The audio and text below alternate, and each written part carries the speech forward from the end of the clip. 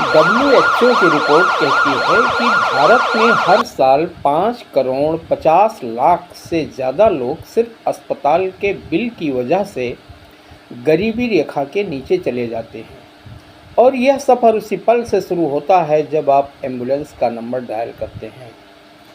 नमस्कार दोस्तों, स्वागत है आपका मनोदृष्टि चैनल पर। आज हम बात करेंगे एक ऐसे विषय की जो हर भारतीय परिवार को किसी न किसी मोड़ पर सीधे प्रभावित करता है। एम्बुलेंस माफिया और प्राइवेट अस्पतालों का भ्रष्टाचार, जो एक इंसान की जान भी लेता है और उसकी ज़िंदगी की जमा पूंजी भी।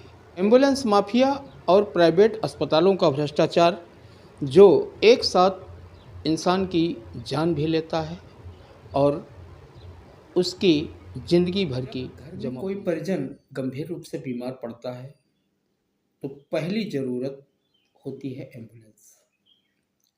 लेकिन भारत के दर्जनों शहरों में प्राइवेट एम्बुलेंस एक संगठित माफिया बन चुका है। कोविड-19 के दौरान यह तस्वीर पूरे देश में देखी गई।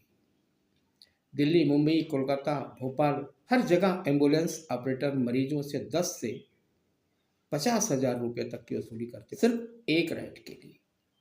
कई मामलों में मरीज ने एम्बुलेंस में ही दम तोड़ दिया, पैसा नहीं मिला।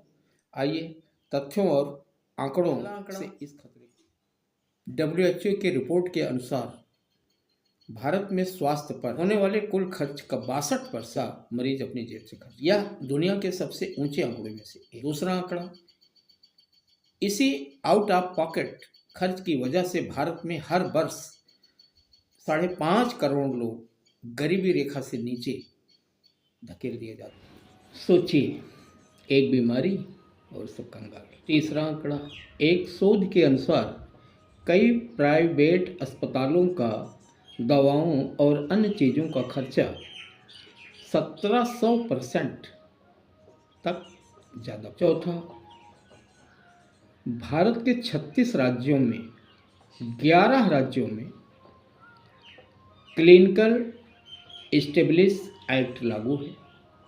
बाकी के 25 राज्यों में कोई नियम नहीं और न कोई जवाबदेही। क्लिनिकल एस्टेब्लिश एक्ट के अंतर्गत अस्पतालों को अपने अस्पताल के सारी दरें सार्वजनिक करनी होती। अगर आप भी परेशान हैं तो अंत तक देखें, हम समाधान भी बताएंगे। चैनल को सब्सक्राइब करें। आइए जानते हैं तरीका। फैंटम टेस्ट, काल्पनिक जांच, ऐसी जांच के पैसे वसूले जाते हैं जो कभी हुई ही नहीं। बंगलोर इनकम टैक्स के छापे में एक पैथोलॉजी लैब से 100 करोड़ रुपए।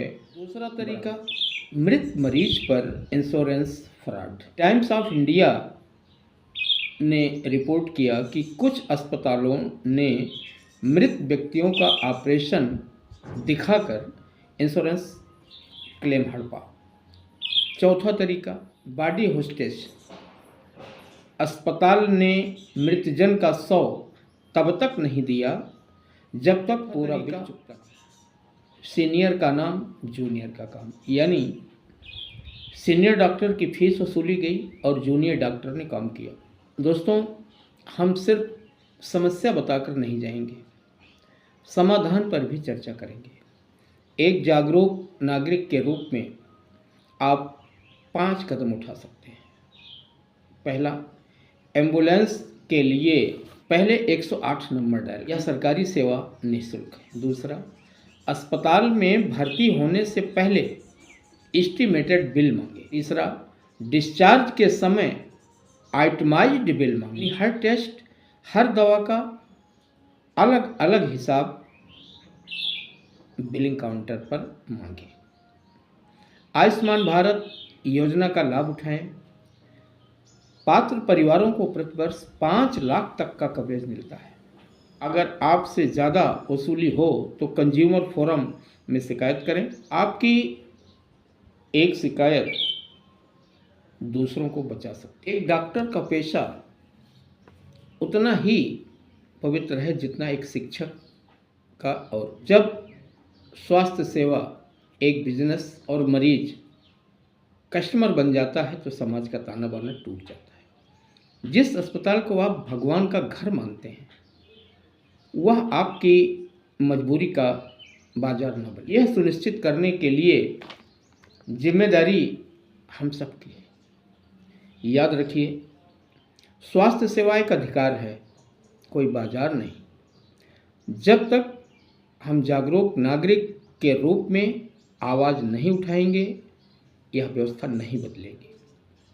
संयम से, समझदारी से और एकजुटता से समाज को बचाएं। कमेंट में ज़रूर बताएं क्या आपने या आपके परिवार को कभी ऐसे भ्रष्टाचार का सामना करना पड़ा है। आपका अनुभव दूसरों को जागरूक कर सकता है। इस वीडियो को उन लोगों तक ज़रूर शेयर करें जिन्हें इस जानकारी होनी चाहिए।